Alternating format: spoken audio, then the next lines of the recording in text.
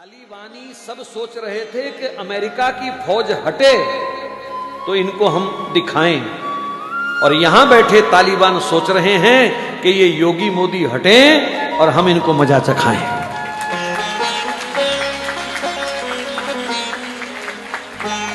और अगर तुमने इनको खो दिया तो फिर अगले 50 साल तक, जब तक हमारी जिंदगी, मैंने इसलिए 50 बोला, जो बैठे हैं कोई 50 जिएगा, कोई 20 जिएगा, कोई 10 जिएगा, भगवान के हाथ है। वो तो सिवाय रोने के हमारे पास कुछ नहीं होगा, हाथ मल मल करके छाती पीटने के सिवाय हमारे पास कुछ नहीं होगा।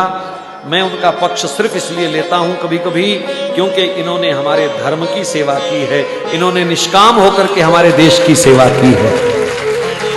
ये वंशवाद को लेकर के नहीं लड़ रहे, इन्होंने अपने बच्चों के नाम एफडीआं नहीं कराई हैं, इन्होंने कोई अपने 800 करोड़ के बंगले नहीं बनाए हैं, इन्होंने कोई इत्र की फैक्ट्रियां भी नहीं लगाई हैं। इनका जो कुछ है वो देश के लिए है, देश के हित में है। एक प्रधानमंत्री की मां और 10 बाई 10 के कमरे में रहती हो तो उस बंदे के तो चरण धो के पीने चाहिए हिंदू समाज को।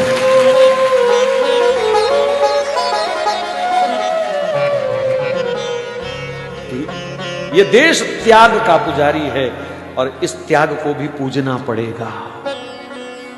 हो सकता है यहां कोई उनके विरोधी दल के बैठे हों, लेकिन अगर हिंदू हो तो फिर विरोध छोड़ दीजिए।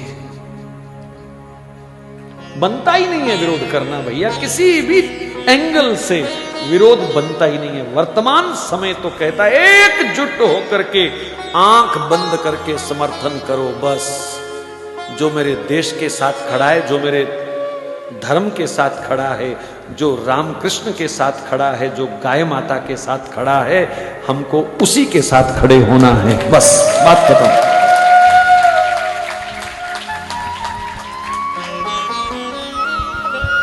पांच 500 वर्ष का कलंक धुल रहा है अयोध्या में है? और फिर भी हम दूसरा कोई चिंतन दिमाग में लाएं तो ये बदकिस्मती के सिवाय और कुछ नहीं है। ये देश राम का है, ये परिवेश राम का है, और जो राम का सम्मान करे उनका सम्मान हमको करना ही चाहिए हर हालत में। कोई दूसरी राय नहीं है, बात खत्म। देश सुरक्षित है इन हाथों में और इन्हीं हाथों में रहना चाहिए, बात खत्म। बस हम तो एक ही प्रार्थना कर रहे हैं कि जब चाय वाला जाए तो गाय वाला आए, बस।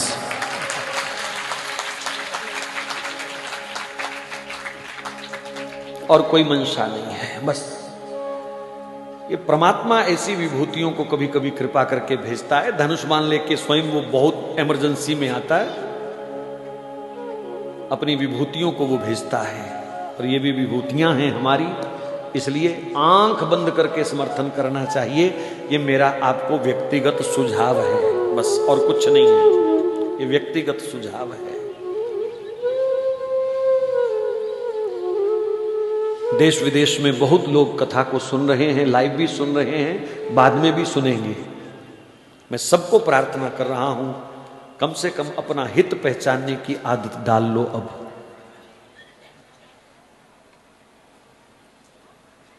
ऐसा अवसर दोबारा नहीं आएगा हमारे पास।